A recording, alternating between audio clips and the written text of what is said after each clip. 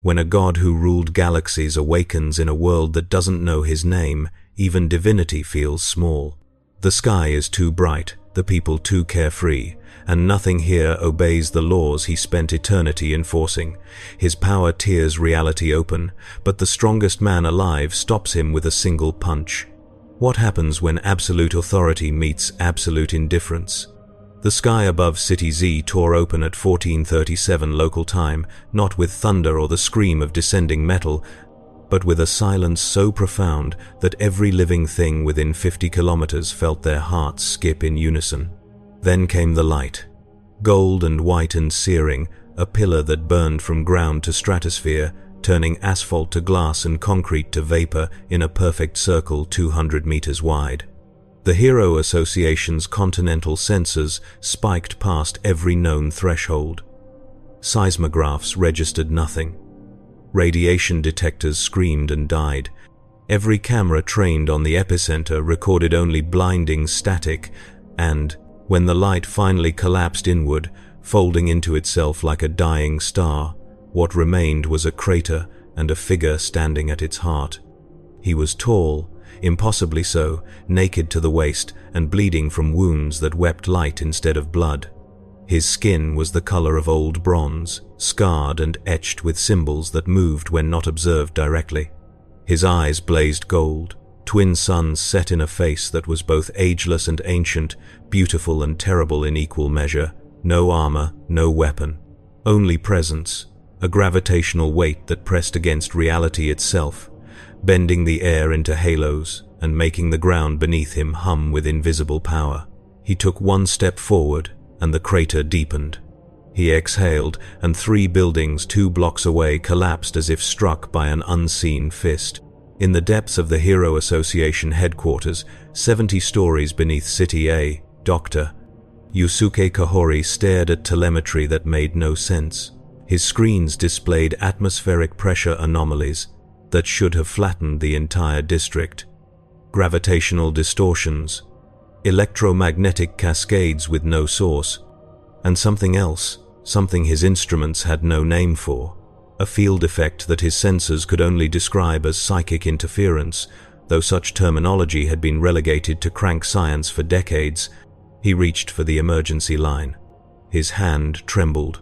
"Priority Alpha," he said, his voice cracking. "Unknown entity manifestation, City Z, threat level, God." The word felt inadequate. Across the city, Genos was the first to arrive, turbines screaming as he descended toward the crater's edge. His combat processors analyzed the figure in microseconds and returned errors, cascading failures in threat assessment algorithms that had never malfunctioned before. Heat signatures that eclipsed recorded dragon-level disasters. Biometric readings that classified the entity as simultaneously human, non-human, and something orthogonal to both categories. He hovered at 300 meters, incineration cannons charging, and opened a communication channel. "Unidentified entity," Genos transmitted, his voice amplified across every frequency. "You have caused extensive property damage and triggered a continental alert. Identify yourself or face immediate neutralization." The figure turned his head slowly, as if noticing the cyborg for the first time. Those golden eyes focused, and Genos felt his targeting systems lock. Not his doing. Something external had seized control of his optical sensors, forcing them to meet that gaze. For 3 seconds, Genos experienced something his mechanical nature should have rendered impossible. Terror, pure, primal, the kind that preceded extinction events and the death of worlds. Then the figure spoke, and his voice was layered, 1,000 tones woven into one, resonating not through air but through bone and steel and the silent spaces between thoughts. "I am the Emperor of mankind," he said, and the words landed like judgments. "And this world is mine now." Genos opened fire. Every weapon system activated simultaneously. Incineration cannons, missile batteries, experimental plasma cores, all unleashing destruction sufficient to level a small city. The barrage struck true, a firestorm that consumed the crater and everything within. Smoke rose, dust choked the air. For 5 seconds, nothing moved. Then the smoke parted, not blown aside but repelled, fleeing from the space the Emperor occupied. He stood unmoved, one hand raised, and Genos understood with horrible clarity that the figure had not dodged, had not shielded himself with technology or armor. He had simply refused to be harmed. Physics had bent, causality had negotiated. "You are a construct," the Emperor said, his tone carrying neither anger nor approval, only statement of fact. A machine given thought, admirable in its way, yet you serve no higher purpose.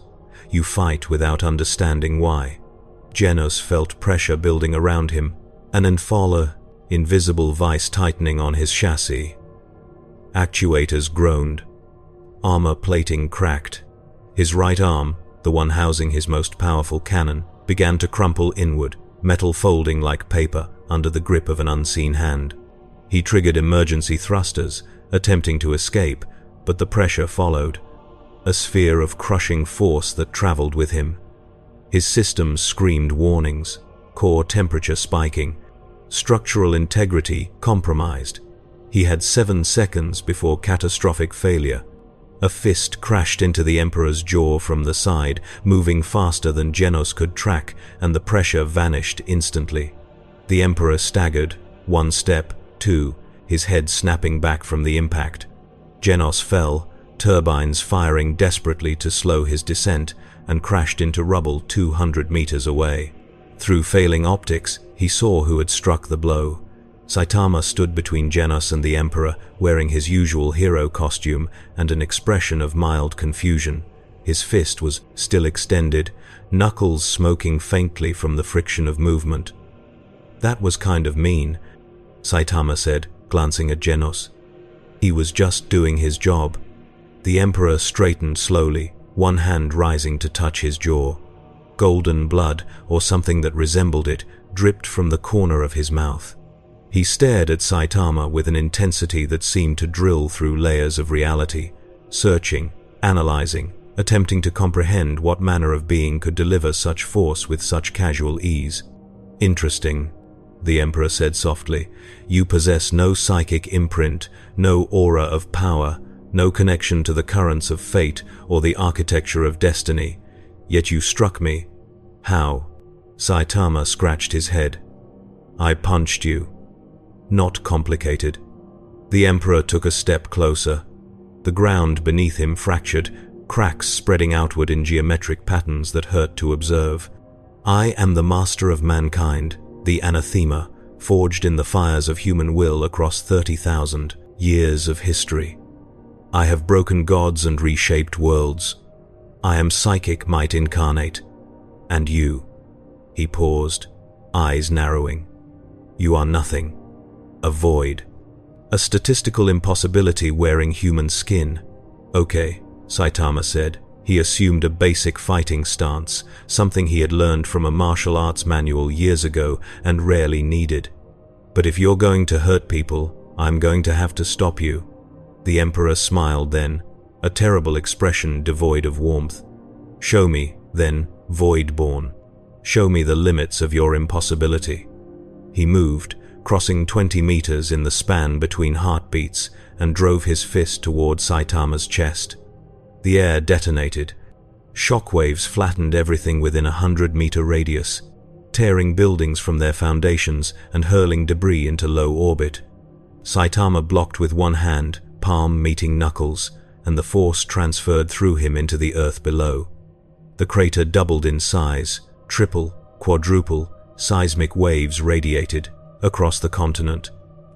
In City A, skyscrapers swayed. In City B, emergency alarms wailed as fault lines stirred. Saitama pushed back, not a punch, just a shove, and the Emperor flew backward, tumbling through the air before righting himself with a gesture.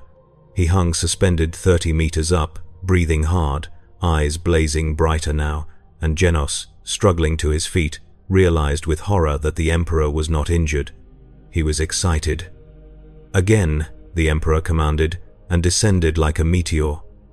What followed was violence on a scale the world had never recorded. They clashed in the crater, then above it, Then across the ruins of City Z, each exchange of blows producing destruction that redefined the landscape. The Emperor fought with precision born of millennia, strikes aimed at pressure points, joints, nerve clusters that should have paralyzed or killed any opponent. Saitama fought like he always did, with basic punches and simple movements, no technique, no style, just overwhelming physical superiority married to complete nonchalance. Buildings evaporated, streets became canyons. The sky itself seemed to recoil from their conflict, clouds dispersing in perfect circles above wherever they fought. The Emperor adapted, his attacks shifting from physical to psychic. He reached into the space where Saitama's mind should be and found nothing, an absence so complete it felt like staring into a black hole. He tried to manipulate Saitama's biology, to stop his heart, to boil his blood, to shut down neural pathways, and each attempt slid off without effect, unacknowledged and irrelevant. He summoned fire from thought alone, psychic flames that burned at temperatures exceeding any natural process, and Saitama walked through them. His hero costume singed but his skin unmarked, looking vaguely annoyed. "Are we almost done?" Saitama asked, dodging a punch that carved a trench 3 kilometers long. "I think there's a sale at the supermarket today." The Emperor roared, a sound that shattered windows across 3 cities and unleashed his full might. His psychic presence expanded, no longer contained, flooding outward in a wave that touched every mind within 100 kilometers. Civilians collapsed, unconscious. Heroes faltered, their thoughts suddenly not their own. Monsters, those lurking in sewers and abandoned districts, began to change. Their bodies warped, flesh twisting into new configurations as the Emperor's power rewrote their genetic code, elevating them, transforming them into something more dangerous, more terrible, suffused with energies they could not comprehend. In the ruins of what had been a shopping district, a tiger-level monster named Rafflesidon, a plant-based creature of modest threat, felt the Emperor's power wash over it. Vines thickened, thorns lengthened, and from somewhere deep in its rudimentary consciousness, new thoughts emerged, vicious and cunning and laced with something that tasted like madness. It grew, doubling in size, then tripling, roots burrowing through concrete to draw sustenance from deeper sources, sources that should not exist in this reality, currents of energy the Emperor's presence had torn open. Within minutes, Rafflesidon had become a dragon-level threat, and it was not alone. Dr. Kahori watched in mounting dread as reports flooded in from across the continent. Monster attacks, dozens of them, all occurring simultaneously, all exhibiting impossible power increases. His screens showed thermal blooms, psychic interference patterns, and what his analysts were calling corruption signatures, reality itself degrading in proximity to the transformed creatures. He issued evacuation orders. He dispatched every available S-class hero. And he knew, with the certainty of a man who had spent his life studying disasters, that this was only the beginning. Back in the crater, Saitama dodged another psychic blast and closed the distance. His fist drove into the Emperor's stomach, and for the first time, the master of mankind felt something approximating pain.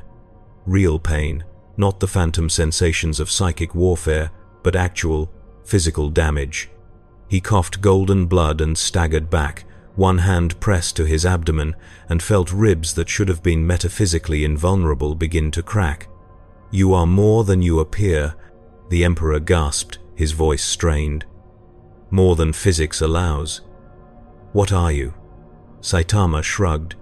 "Just a guy who's a hero for fun." The simplicity of the answer seemed to wound the Emperor more deeply than any blow. His expression twisted, a mixture of incomprehension and something darker, a rage born not from injury but from the collapse of fundamental certainty. He had walked among humans for tens of thousands of years. He had guided their evolution, sheltered them, sacrificed pieces of his own soul to shield them from horrors beyond counting. And here stood a human who defied every law, every principle, every truth he had built his existence upon. "No," the Emperor said, his voice low and dangerous. "No, you cannot be random, you cannot be accident. There is purpose in all things, design in every evolution, a grand pattern woven through causality itself. You are an anomaly, and anomalies are tumors in the fabric of destiny. You must be excised." He raised both hands, and the world screamed. Reality bent inward, a localized singularity forming around Saitama, gravity compressing, space folding, a psychic vortex designed to crush atoms into constituent quarks. Saitama stood at the center, looking mildly uncomfortable, his costume flapping in winds that should have rendered him into atomic paste. The vortex intensified, light bent, sound died, and Saitama took one step forward, then another, walking against the current as if it were a stiff breeze. "This is getting annoying," he said, and jumped. The distance between them vanished. Saitama's fist collided with the Emperor's face. Not a casual punch this time, but something closer to genuine effort. The impact produced a shockwave visible from space, a ring of displaced air that expanded at hypersonic speeds, flattening everything for 10 kilometers. The Emperor flew backward, tumbling through the sky, and crashed into a mountain range 50 kilometers distant. The mountains collapsed, peaks shearing off and sliding into valleys, and when the dust began to settle, the Emperor emerged from the rubble, standing but barely, one arm hanging limp, his face a mask of golden blood. He laughed then, a sound empty of joy. "I understand now," he said, speaking to himself as much as to his absent opponent. "This universe is broken. Not fallen, not corrupted, simply broken. Physics here are suggestions. Causality is negotiable. And you," he spat blood, "you are the proof. The living argument against order." Saitama landed 20 meters away, having crossed the distance in a single leap. He looked almost apologetic. "Look, I don't know what your deal is, but you can't just show up and start wrecking stuff. People live here." "People," the Emperor repeated, the word bitter on his tongue. "I have spent eternity in service of people. I have burned stars to keep them warm. I have murdered my sons to preserve their future. And I arrive here, wounded, seeking refuge or respite, only to find a cosmos that mocks the very concept of order." He straightened, power gathering around him again, his wounds closing as psychic energy stitched flesh and bone. "If this universe rejects law, then I will impose it. If this reality cannot be ruled, it will be remade." He thrust his hands toward the sky, and every living thing within 500 kilometers felt the psychic call. Monsters answered first, drawn by instinct and the promise of power. They surged toward the Emperor's position, hundreds of them, low-level threats and dragon-class horrors alike, their bodies already twisting under his influence. But humans answered too. Ordinary civilians whose minds could not resist the weight of the Emperor's will, stumbling from their homes, from shelters, walking like sleepers toward the epicenter of his power. Genos, his systems barely functional, transmitted emergency warnings across all Hero Association channels. All heroes, code black, psychic domination event, civilian casualties imminent. Requesting immediate S-class response. Tatsumaki arrived first, a green streak cutting through the air. She descended near Genos, her small form radiating power, and stared at the distant figure of the Emperor. Even from this distance, she could feel him, a psychic presence so vast it dwarfed her own abilities, like an ocean dwarfing a pond. She had never encountered anything remotely similar. Pride warred with pragmatism, and pragmatism won.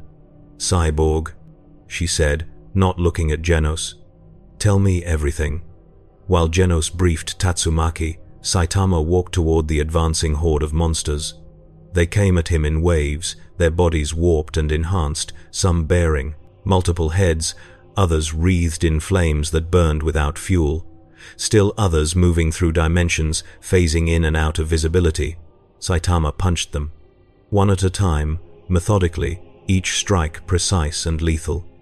Heads exploded, bodies disintegrated. Within 2 minutes, the first wave was eliminated, corpses scattered across the landscape in various states of destruction. But more came, and behind them, the civilians, thousands now, their faces blank, eyes glowing faintly gold.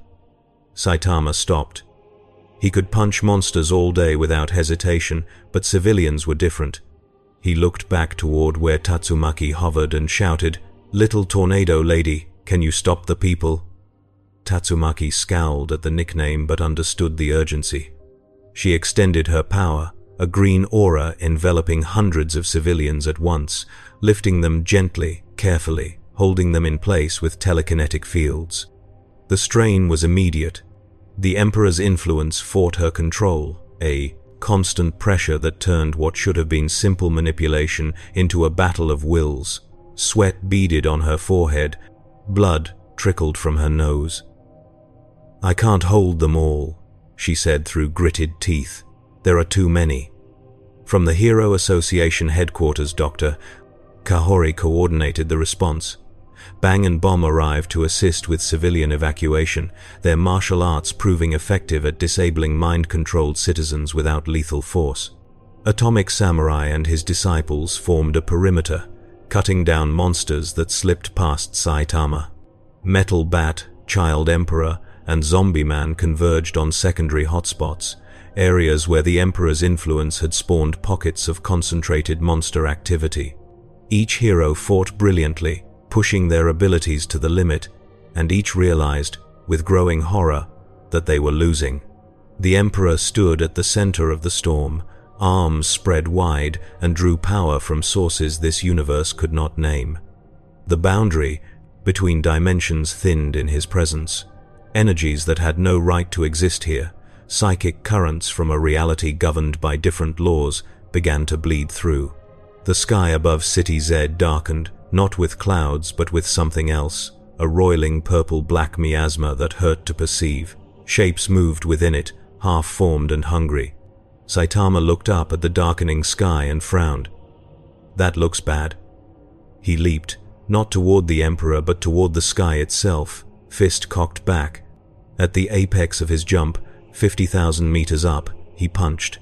The shockwave inverted, a cone of displaced air that drove upward into the miasma, tearing through it like a bullet through tissue. The darkness recoiled, shapes dissolving, and for a moment, blue sky appeared, a circle of normalcy carved from the wrongness. Then the miasma surged back, thicker than before, and something emerged from it. A creature of no fixed shape, all teeth and eyes and appendages that existed in too many directions. Simultaneously, it fell toward the earth, screaming in frequencies that shattered glass across 3 cities. Dr. Kahori's instruments identified it as a warp entity, though the terminology meant nothing to anyone in this universe. What mattered was that it radiated malevolence and hunger in equal measure, and its mere presence caused localized reality failures. Buildings began to melt, gravity fluctuated, causality stuttered. Saitama punched it on the way down. The creature exploded, chunks of not quite matter scattering across the sky, but more were coming through, dozens of them, a tide of warp spawn drawn by the Emperor's psychic beacon. Each one was a disaster in its own right, and together they represented an extinction-level threat. The Emperor watched them descend and felt something he had not experienced in millennia, doubt, not in his abilities, but in his judgment. He had opened this door in desperation, seeking to establish a foothold, to build something in this chaotic universe that resembled the Imperium he had lost. But the warp did not discriminate. It responded to psychic resonance, and his power, unshielded and uncontained, was a resonance stronger than any beacon. He attempted to close the rift, to seal the boundary he had weakened, but the warp resisted. It had tasted this new universe and found it rich with potential, a realm where physics were malleable and order was suggestion. Daemons began to manifest fully, not just warp spawn but entities of genuine intelligence and malice, creatures that had waged war across the galaxy in his home reality and now saw fresh hunting grounds. Saitama landed next to the Emperor, having descended from the sky with several demon corpses disintegrating in his wake. He looked at the taller figure, his expression no longer casual. "You need to stop whatever you're doing," Saitama said. "Now." The Emperor met his gaze. "I cannot. The door is open." The warp has found this reality. Even if I were to die here, the contamination would remain, growing, spreading, until your universe becomes as ours, a battleground between materium and immaterium. Then close it." "I am trying," the Emperor said. And for the first time, Saitama heard something like vulnerability in his voice. "But I am weakened. The journey here cost me more than you can comprehend. I need time, power, focus, and I have none of these while under assault." Saitama considered this for approximately 2 seconds. Then he turned to face the descending horde of daemons and warp spawn. "I'll keep them off you," he said simply. "You close that hole in the sky."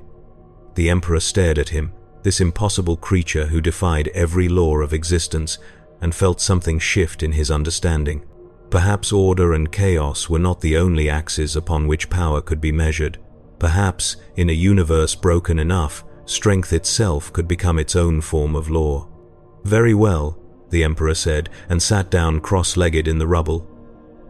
He closed his eyes, turned his focus inward and upward, and began the most delicate psychic operation he had ever attempted. To seal a warp rift required precision, a weaving of psychic barriers layer upon layer, each one calibrated to reject the energies of the immaterium while not collapsing under the pressure differential. In his own universe, such work was performed by choirs of sanctioned psychers, dozens or hundreds working in concert, their minds linked and guided by established doctrine. Here, he worked alone, wounded, in hostile territory. Saitama punched the first wave of daemons, then the second, then the third. They came at him in varieties he could not name, some burning, some frozen, some shifting between states of matter, some existing partially outside conventional space. He did not care. He punched them all. His movements were economical, no wasted motion, each strike landing with the minimum force necessary to obliterate his target. Bodies rained from the sky, dissolving into psychic residue that stained the ground in colors that had no names. Tatsumaki, still struggling to contain the mind-controlled civilians, watched Saitama's aerial battle with something approaching awe. She had always known he was strong, impossibly so, but seeing him engage hundreds of entities simultaneously, each one radiating power signatures that registered as dragon level or above, put his abilities into a context she had never fully appreciated. He was not just strong, he was a singularity of strength, a localized repeal of natural law. Minutes passed. The demon tide did not slow. If anything, it intensified, as if the warp itself had taken notice of the resistance and committed greater resources. Horrors emerged that dwarfed the earlier spawn, creatures the size of buildings, entities whose mere presence caused psychic backlash that knocked unconscious anyone within a kilometer who possessed even latent sensitivity. Saitama punched them. They died. But even as the immediate threat was contained, the secondary effects spread. Across the continent, wherever the Emperor's influence had touched, reality remained unstable. Monsters continued to mutate. Civilians exhibited psychic abilities without training or control, their minds unable to filter the sudden influx of power. Fires burned without fuel. Objects moved without cause. The laws of thermodynamics negotiated. Dr. Kahori coordinated responses to 100 simultaneous crises, his voice hoarse from shouting orders, his screens a chaos of red alerts. The Hero Association was stretched to breaking, every asset deployed, reserves exhausted, and still the situation deteriorated. In the eye of the storm, the Emperor worked. Sweat, or something resembling it, dripped from his face. His hands trembled. The psychic barrier he was constructing existed in dimensions beyond the physical, a lattice of will and purpose, and each layer required absolute concentration. A single flaw, a single moment of distraction, and the entire structure would collapse.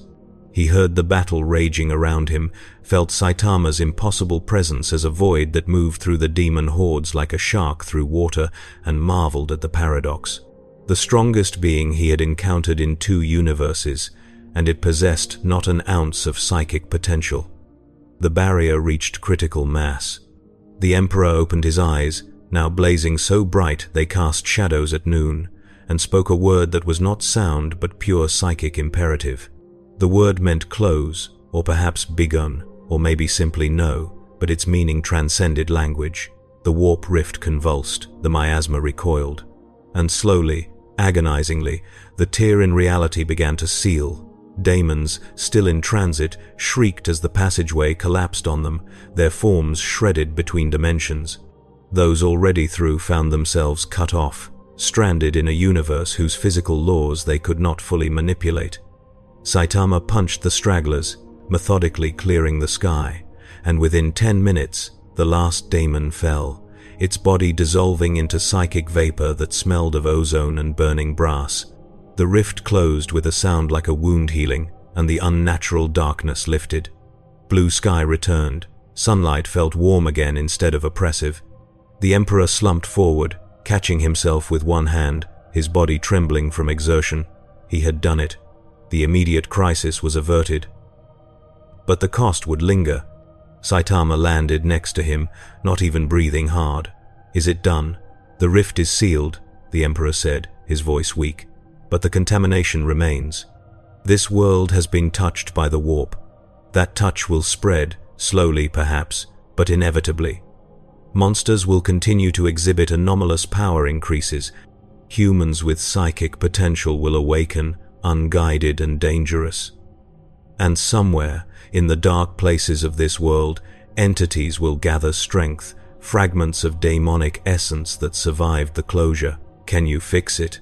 The Emperor laughed, a bitter sound. "Fix an entire universe? I am powerful, void-born, but I am not omnipotent.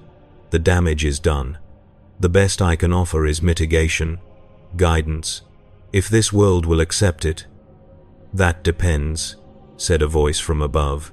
Tatsumaki descended, finally able to release the civilians now that the Emperor's direct control had waned. She looked exhausted, blood staining her upper lip, but her eyes were sharp. "On whether you're planning to try taking over again." The Emperor regarded her, this tiny creature who had held back his influence through sheer psychic might, and inclined his head fractionally. "You have potential, raw, undisciplined, but vast. In my Imperium, you would have been sanctioned, trained, molded into a weapon of terrible efficacy. I'm not interested in your Imperium," Tatsumaki said flatly. "Answer the question," the Emperor considered. He had arrived seeking to impose order, to establish control, because control was all he had known for 30,000 years. But this universe was not his. These people, strange and chaotic and frustratingly resistant to psychic domination, were not his subjects. And perhaps, he thought, with the kind of weariness that came from carrying the weight of species across millennia, perhaps that was acceptable. "I will not attempt conquest," he said finally, "but neither will I stand idle while this world tears itself apart from the contamination I introduced. I will offer my knowledge, my power, to those willing to learn. What you do with that offer is your choice." Tatsumaki studied him for a long moment, then nodded curtly and flew off toward the Hero Association headquarters, presumably to report. Saitama remained, hands in his pockets, looking at the Emperor with an expression of mild curiosity. "So, what are you going to do now?" Saitama asked. The Emperor looked around at the devastation, the crater that had become a canyon, the ruins of a city, the scars his presence had carved into this world. "I will do what I have always done. Protect humanity. Even if this humanity is not mine, even if they reject my methods, the imperative remains. It is what I was created to do." "That sounds lonely," Saitama observed. The Emperor met his eyes, and for a moment, the weight of countless centuries was visible in his gaze. "It is the loneliest burden imaginable, and I would not wish it on anyone." Saitama nodded, as if he understood, though whether he truly did was impossible to say. "Well, good luck with that. Try not to wreck any more cities, okay?" He turned and began walking toward what remained of City Z's residential district, presumably heading home. The Emperor watched him go, this absurd, impossible being who had fought daemons with his bare hands and emerged unscathed, and felt something he had not experienced in longer than he could remember. Hope. Not for himself, but for the potential of random chance, for the possibility that strength without purpose could still serve a purpose, that chaos itself might be a form of order too subtle for even him to perceive. He rose to his feet, his wounds still aching but beginning to heal, and looked toward the horizon where the Hero Association headquarters loomed. There would be questions, negotiations, possibly conflict if they decided he was too dangerous to allow free movement, but that would come later. For now, he simply stood in the ruins and felt sunlight on his face, different from the sun of terror but warm nonetheless, and allowed himself a moment of stillness.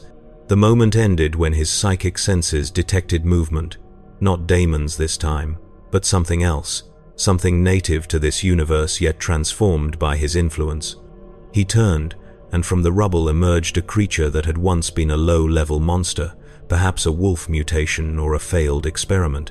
Now it stood 3 meters tall, its body a fusion of flesh and something that resembled chitin but moved like liquid, eyes glowing with the telltale signature of warp contamination.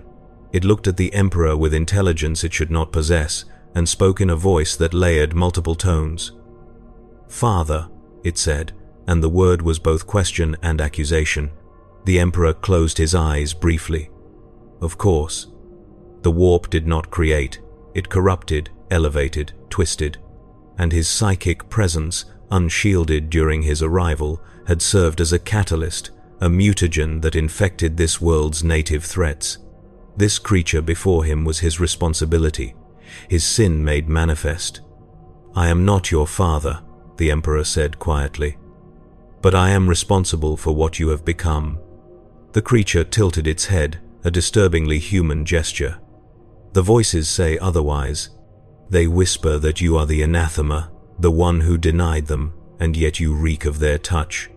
Contradiction, paradox, what are you?" "A relic," the Emperor said. "A ghost from a dead universe, wandering in realms that should have remained separate." The creature considered this, its malformed face twisting into something approximating thought. Then it lunged, moving with speed that defied its bulk. Claws extended, wreathed in energy that flickered between purple and green. The Emperor did not move. He raised one hand, and the creature stopped mid-leap, suspended in psychic force. "I will not kill you," the Emperor said. "You did not ask to be changed, but neither can I allow you to threaten these people." He began to unmake the contamination, layer by layer, psychic surgery of impossible delicacy. The warp energies resisted, fought to maintain their hold, but the Emperor was patient and precise. Minutes passed. The creature screamed, not in pain but in loss, as the voices that had filled its mind fell silent, as power it had never asked for drained away. When the process completed, what remained was a mundane monster, dangerous still but no longer warp-tainted, no longer intelligent. The Emperor released it, and it fled, confused and diminished.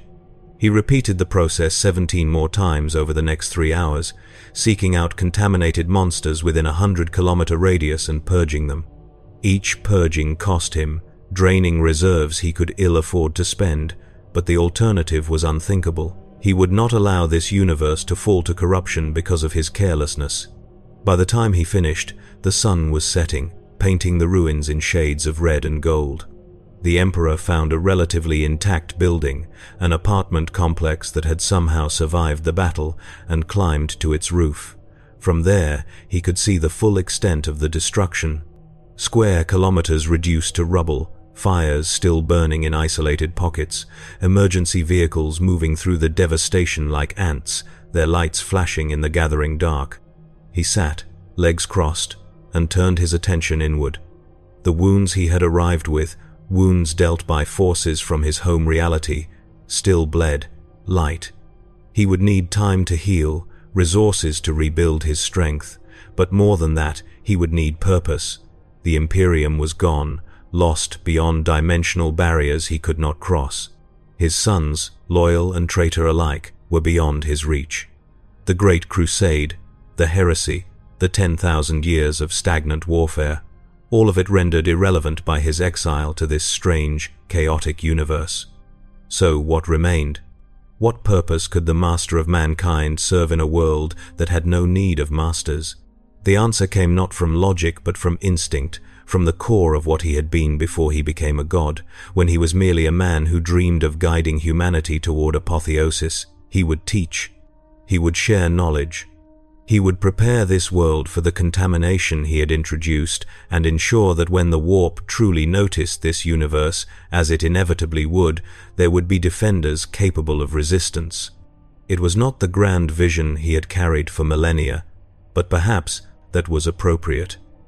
Grand visions had led him to catastrophe. Perhaps a smaller purpose, a humble goal, would prove more sustainable. From the street below, a voice called up, "Hey, you up there? This is a restricted area." The Emperor looked down and saw a Hero Association official, flanked by two heroes he did not recognize.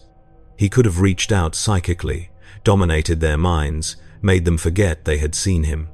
Instead, he stood, walked to the edge of the roof, and descended, psychic levitation lowering him gently to street level.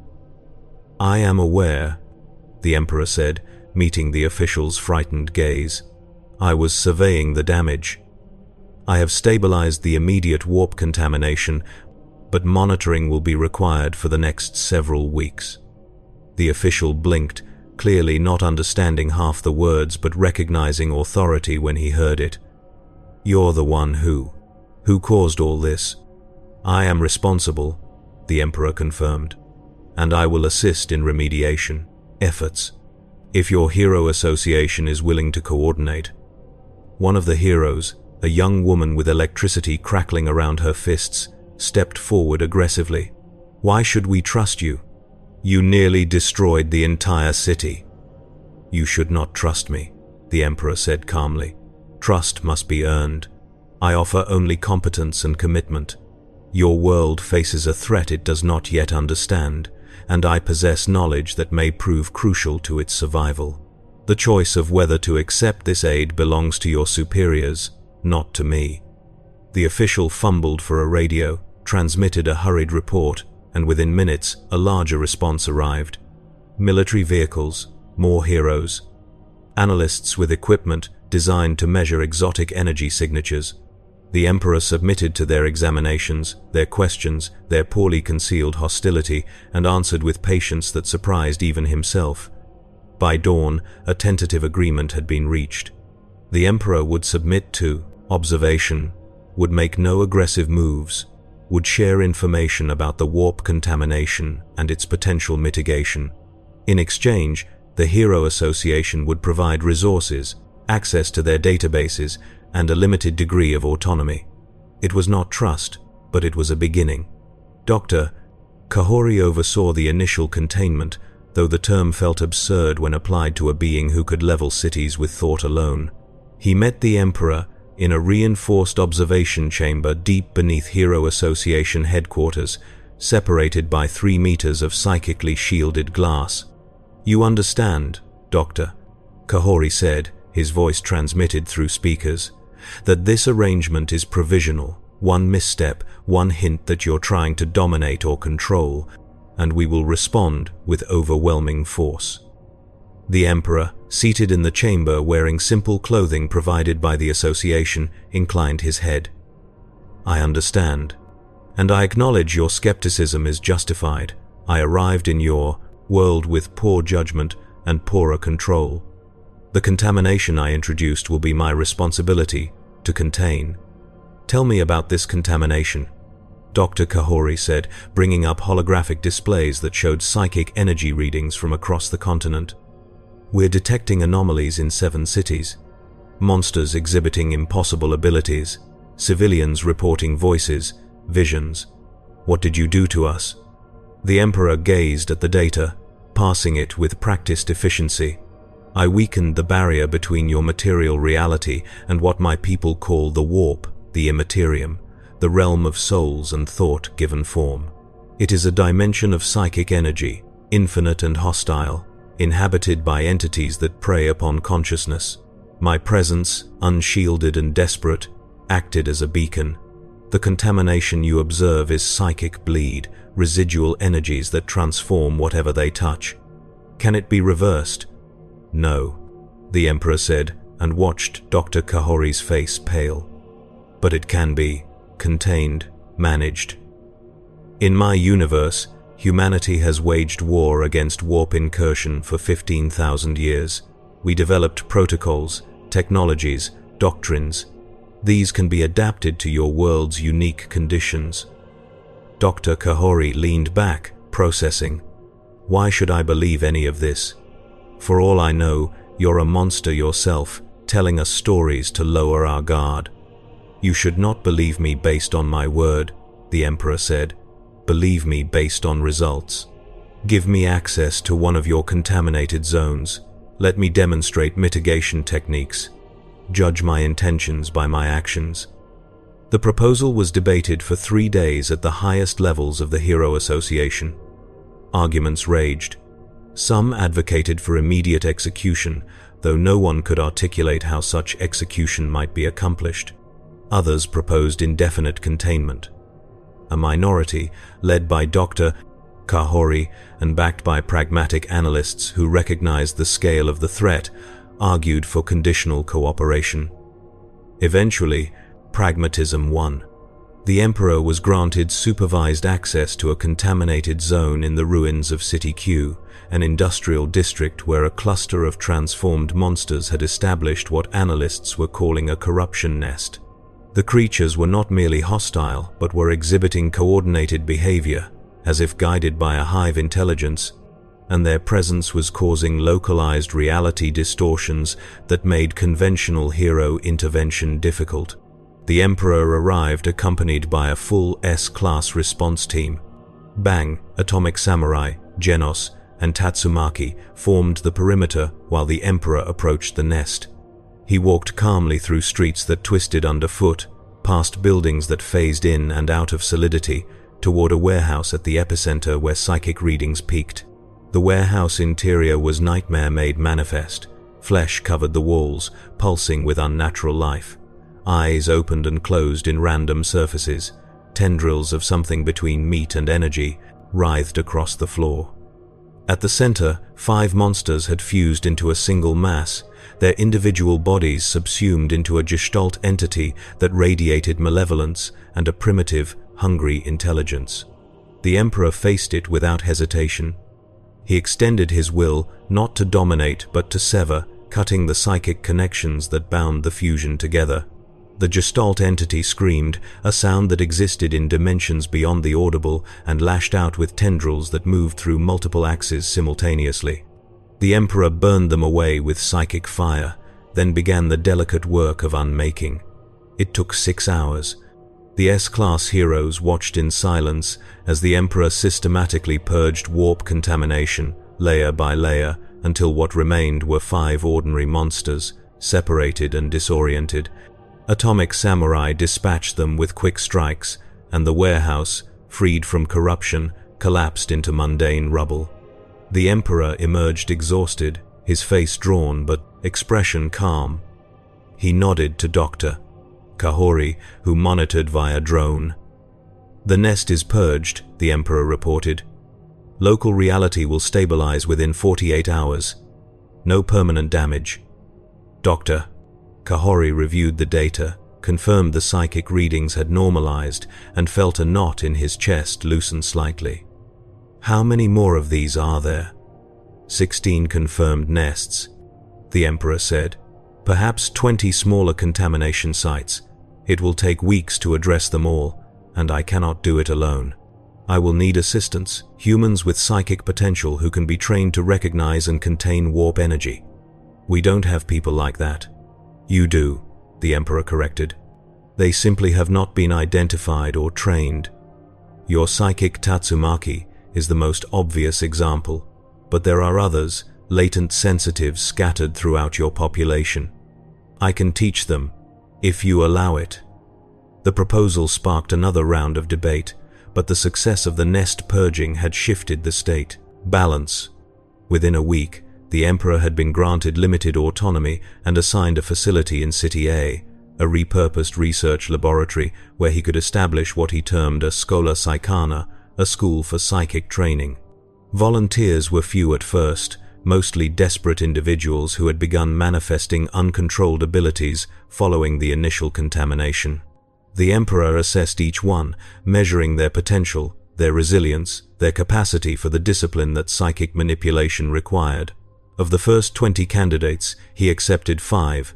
The training was brutal, demanding absolute mental control and unwavering focus, but those who survived emerged changed, capable of perceiving and manipulating psychic energies with rudimentary competence. Tatsumaki observed one training session and was appalled at the methods. She cornered the Emperor afterward, fury radiating from her small frame. "You're torturing them," she accused. "That's not training, that's abuse." The Emperor met her gaze without flinching. "I am preparing them for horrors you cannot imagine. The warp does not negotiate. It does not show mercy. A psyker who cannot maintain absolute discipline becomes a doorway for entities that will kill thousands. I would rather break a student than allow them to become a gateway for daemons." "Then you're a monster." "Perhaps," the Emperor said quietly, "but I am a monster who keeps other monsters at bay. That is the bargain I have offered your world. Accept my guidance or face the warp unprepared. The choice was never truly yours to make, not after I contaminated your reality, but I will honor the illusion of choice regardless." Tatsumaki wanted to argue, wanted to prove him wrong, but she had seen the creatures emerging from the nests, had felt the psychic pressure of uncontained warp energies. She knew, with cold certainty, that conventional heroism would not be enough.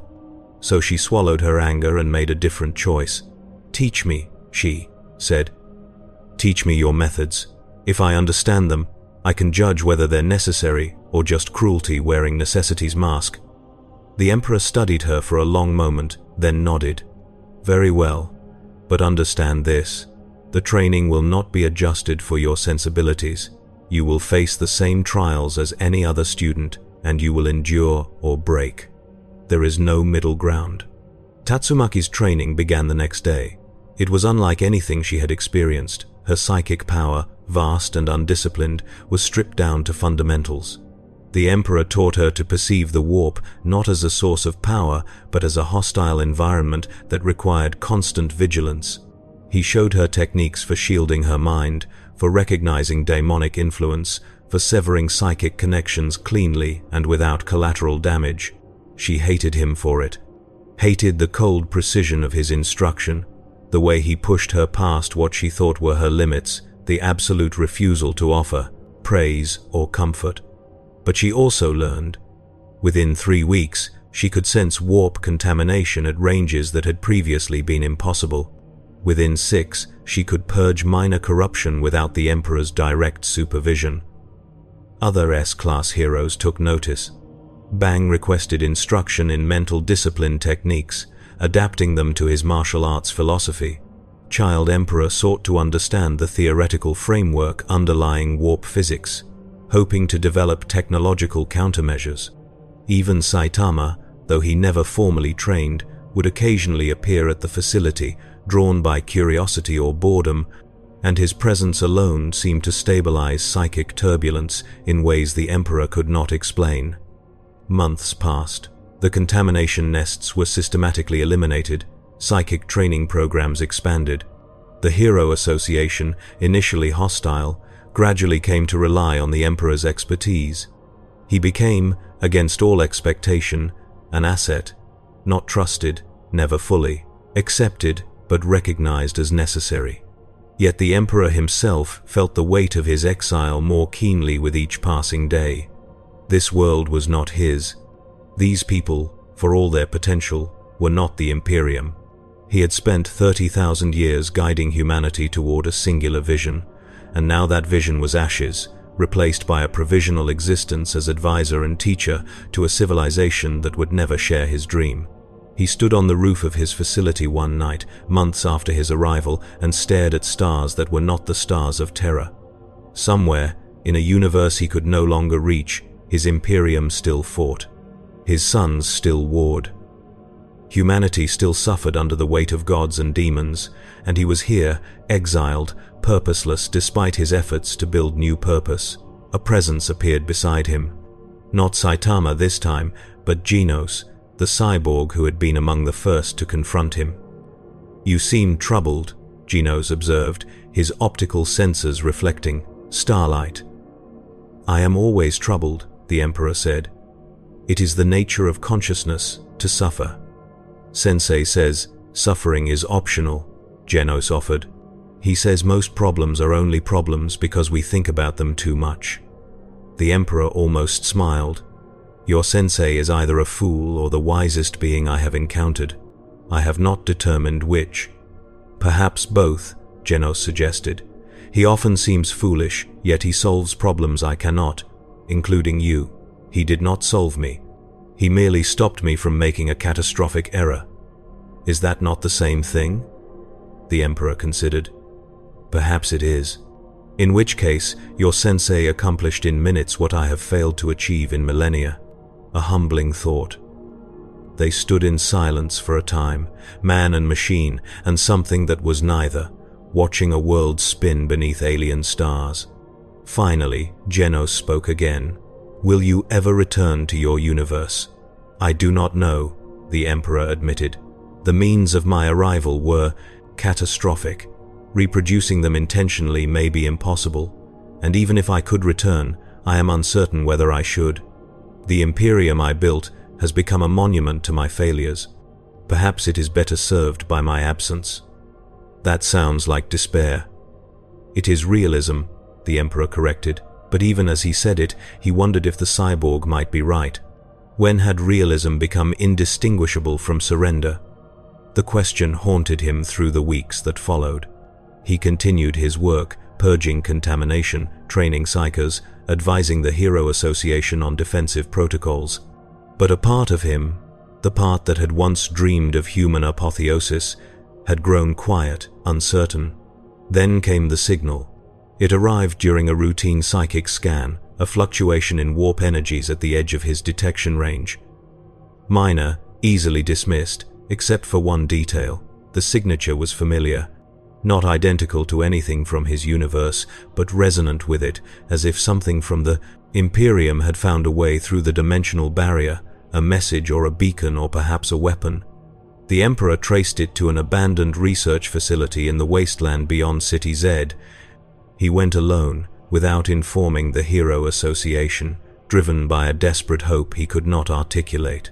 The facility was a ruin, collapsed and overgrown, but the psychic signal led him deep beneath the surface, to a chamber that should not exist, a pocket of stabilized warp space.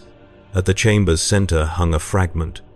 No larger than his fist, it pulsed with golden light, and he recognized it instantly. A shard of his own soul, torn loose during his catastrophic journey between universes, lost in the spaces between realities until it had drifted here, drawn by his presence. He reached out and touched it, and the fragment merged with him, flooding his consciousness with memories. Not new memories, but ones that had been severed, cut away in the trauma of transition.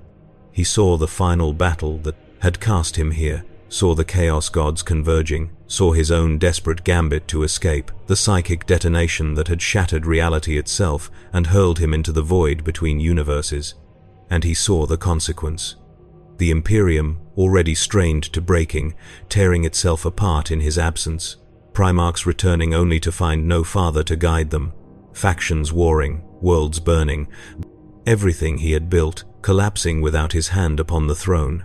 The Emperor staggered back, the fragment integrated but its revelations overwhelming. He had fled. In the moment of ultimate crisis, faced with annihilation by powers he could not defeat, he had chosen survival over duty. He had abandoned his Imperium, his species, his sons. The realization was a wound deeper than any physical injury. He collapsed to his knees in that hidden chamber and, for the first time in millennia, wept. Not tears of water but of light, golden drops that hissed and evaporated where they struck stone. He wept for the Imperium. He wept for his sons. He wept for the countless humans who would suffer because he had valued his own existence over theirs.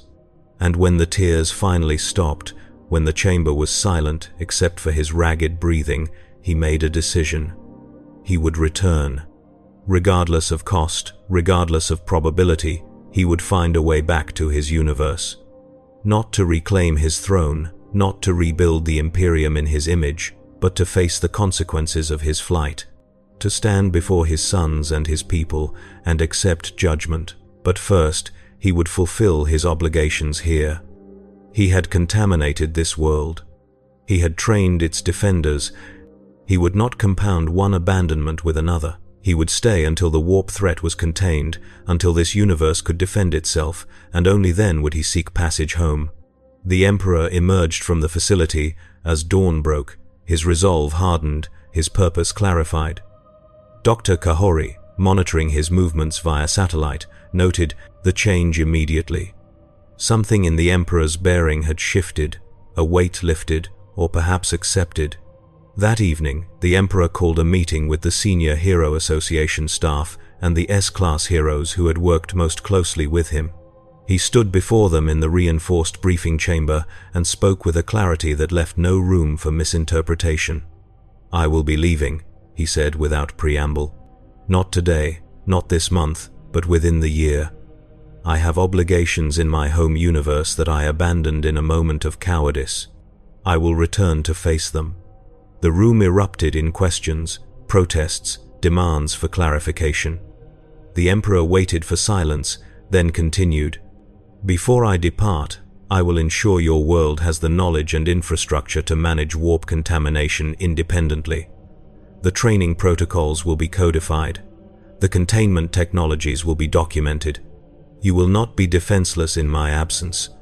Tatsumaki, standing at the back of the room, spoke quietly, but her voice cut through the noise. "You don't know if you can even get back." "No," the Emperor admitted, "but I will try regardless. It is the least I owe to those I abandoned." "And what do you owe to us?" Dr. Kahori asked. "You contaminated our world. You say you'll prepare us, but preparation isn't immunity. What happens when something worse comes through? What happens when we face a threat we can't handle?" The Emperor met his gaze. "Then you will do what humanity has always done. You will fight, you will adapt, you will survive, or you will perish, and either outcome will be of your own making. I am not your savior.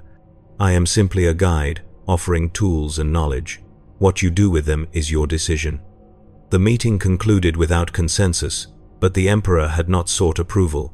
He had offered courtesy, nothing more. In the months that followed, he worked with relentless intensity, compressing years of planned development into accelerated timelines. Psychic training programs were expanded and formalized. Technologies adapted from imperial doctrine were documented and explained in terms local scientists could understand. Defense protocols were wargamed and refined. The contamination nests were eliminated entirely. Latent psychers were identified and taught to shield their minds. The warp barrier, though weakened, was stabilized through a network of psychically attuned pylons based on Necron Blackstone architecture translated into local materials and physics. And through it all, the Emperor searched for a way home. He experimented with warp rifts, attempting to replicate the conditions of his arrival. He studied this universe's dimensional structure, looking for weak points, boundary areas where reality grew thin. He meditated for days at a time, extending his psychic senses across impossible distances, seeking any resonance with his home reality. Progress was slow. This universe's physics did not accommodate warp travel easily. The psychic energies here were too chaotic, too undisciplined. Every attempt to open a stable portal resulted in failure, sometimes catastrophic failure that required immediate containment. But he did not despair, could not despair. Despair was a luxury he had surrendered when he accepted the weight of his abandonment. 7 months after his arrival, on a morning that began like any other, the Emperor felt a disturbance. not in this universe but adjacent to it, a dimensional ripple that carried the unmistakable signature of the Imperium. He traced it to the same wasteland where he had found his soul fragment, and there, in the space between heartbeats, a rift opened. It was small, unstable, a wound in reality barely large enough for a human to pass through. And from it emerged a figure in power armor, battered and scorched, bearing heraldry the Emperor recognized instantly. A space marine of the Blood Angels, his armor cracked, his helm missing, his face a mask of exhaustion and determination. The Marine saw the Emperor and fell to one knee, fist pressed to chest in salute. "My lord," he rasped, his voice hoarse, "I bring word from Imperium Sanctus. The Primarch Rabute Guilliman has returned. He leads the defense against the Neverborn Tide, but the Imperium is failing. The Astronomicon gutters, worlds fall daily. He sent me to find you, to plead for your return, though he did not believe I would succeed." The Emperor approached slowly, reaching out to stabilize the rift with his own power. It fought him, the dimensional barrier resistant, but he held it open through sheer will. "How did you find me?" "The Primarch has something. A device recovered from Call's vaults, a dimensional anchor that resonates with your psychic signature. It guided me through the warp, through spaces that should not exist, until I felt your presence and tore my way through." The Marine coughed, golden blood, gene seed corruption from warp exposure. "My lord, the Imperium needs you. Your sons need you." The Emperor looked at the Marine, at the rift, at the doorway home that he had sought for so long, and he thought of this world, contaminated by his presence, defended by heroes who had learned to fight demons because he had brought demons to their door. He thought of Tatsumaki, harsh and proud, now capable of psychic discipline that would have earned her a place among the Imperium's finest. He thought of Dr. Kahori and the analysts who had built protocols to detect and contain warp incursions. He thought of Saitama, who had punched gods and daemons with equal nonchalance, and somehow represented the purest distillation of human potential the Emperor had ever encountered. "Tell Rabute I am coming," the Emperor said, "but not today. I have obligations here that must be fulfilled first." The Marine's eyes widened. "My lord, I cannot maintain the rift. The dimensional anchor is failing. This may be your only chance. Then you will return and tell him to make another," the Emperor commanded. "The Imperium has survived 10,000 years without me. It will survive a few months more. I will not abandon a second world to save the first." The Marine hesitated, clearly torn between duty and desperation, then nodded. "As you command, my lord. I will deliver your message." He rose, saluted again, and stepped back through the rift. The wound in reality collapsed, sealing with a sound like tearing silk. The Emperor stood alone in the wasteland, feeling the weight of his decision settle across his shoulders. He had chosen duty over expedience, obligation over desire. It was, he reflected, perhaps the first purely selfless choice he had made in 30,000 years. He returned to the facility and called another meeting. This time, his message was different. "I have found a way home," he told them. "But the passage is temporary and difficult to reproduce. I will remain for 3 more months to complete the preparations I promised. After that, I will depart. What happens to this world afterward will be entirely your responsibility." The response was mixed. Relief from some who had never trusted him, concern from others who had come to rely on his expertise, and from Tatsumaki, standing again at the back of the room, something that might have been respect. The final 3 months were a storm of activity. The Emperor pushed himself and his students harder than ever, determined to compress every lesson, every insight, every fragment of knowledge into the time remaining. He recorded detailed accounts of daemon hierarchies, warp phenomena, psychic defensive techniques. He worked with the Hero Association's engineers to refine the pylon network until it could operate autonomously. He even consented to a series of interviews, recorded for posterity, in which he answered questions about his history, his universe, his long war against chaos. It was during one of these interviews that Saitama appeared. having wandered into the facility looking for someone who had borrowed his grocery coupons. He sat down uninvited and listened to the Emperor describe the Horus heresy, the betrayal of sons, the siege of Terra. When the interview concluded, Saitama spoke for the first time. "That sounds really hard." The Emperor, accustomed to more complex responses, blinked. "It was the defining tragedy of my existence." "Yeah, but you're still here," Saitama observed. "That's something." "Is it?" "I failed to prevent the heresy. I failed to guide my sons. I failed to protect humanity from the very gods I sought to deny. My continued existence is not a triumph, it is simply persistence." Saitama scratched his head. "I guess. But isn't persistence kind of the point? You keep going even when it's hard, even when you fail. That seems pretty heroic to me." The Emperor stared at this bold, unassuming man who had fought demon hordes without breaking stride and found himself without response. Perhaps heroism was that simple. Perhaps 30,000 years of philosophy and strategy and cosmic ambition had obscured a truth this creature understood instinctively. "Thank you," the Emperor said quietly, "for that perspective." Saitama shrugged and wandered off, presumably to continue his search for grocery coupons, leaving the Emperor alone with thoughts he could not fully articulate. The final day arrived with unexpected swiftness. The Emperor stood in the same wasteland where the Marine had found him, surrounded by those who had come to witness his departure. Dr. Kahori, representing the Hero Association. Tatsumaki, his most difficult and most accomplished student. Genos, ever curious. Bang, silent and respectful. Atomic Samurai, still not entirely trusting but acknowledging the Emperor's contributions. And Saitama, who had arrived late and looked vaguely confused about why everyone was gathered. The Emperor had spent the previous night constructing a psychic anchor of his own, a device that would respond to the Imperium's call and tear open a stable rift. It hung in the air before him now, a lattice of golden light that hummed with barely contained power. "I have left complete records with your Hero Association," the Emperor said, addressing them all. "Protocols for containment, training curricula for psychers, theoretical frameworks for understanding warp phenomena. You have the tools. Whether you use them wisely is your decision." "Will the contamination spread?" Dr. Kahori asked. "Even with everything we've learned, can we really keep it contained?" "Unknown," the Emperor admitted.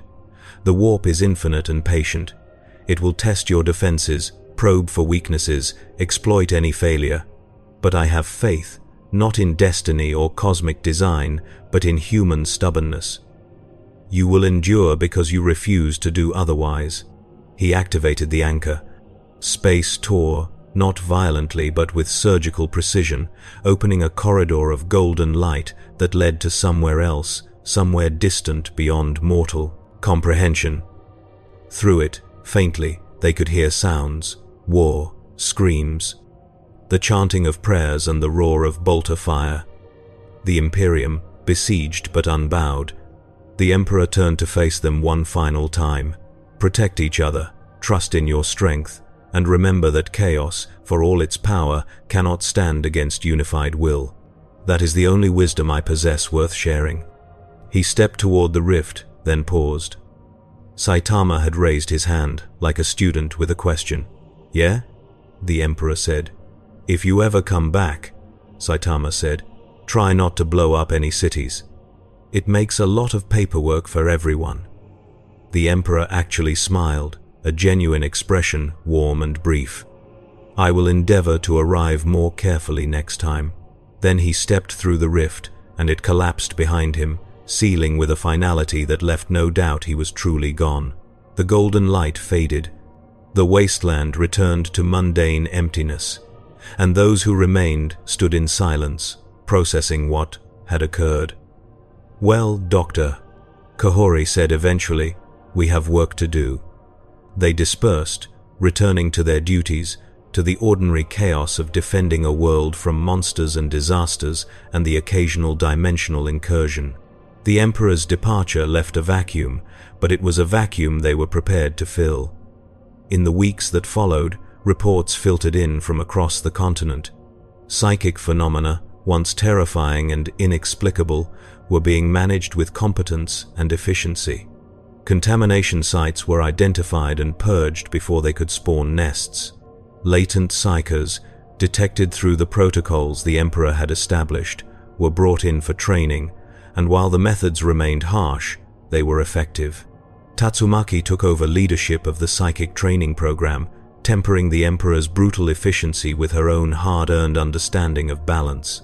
She never spoke of the Emperor with fondness, but she defended his methods when others questioned them, because she had seen what happened when psychic power went undisciplined. The Hero Association integrated warp contamination response into its standard operating procedures, creating specialized teams equipped with Emperor-designed detection gear and containment protocols. Incidents that would have been catastrophic became manageable, then routine. And in the quiet moments, when the fighting stopped and the world breathed easily, some wondered about the golden figure who had arrived in fire and departed in light, who had brought both catastrophe and salvation in equal measure. Was he a god, a monster, a teacher, perhaps all three, or perhaps none?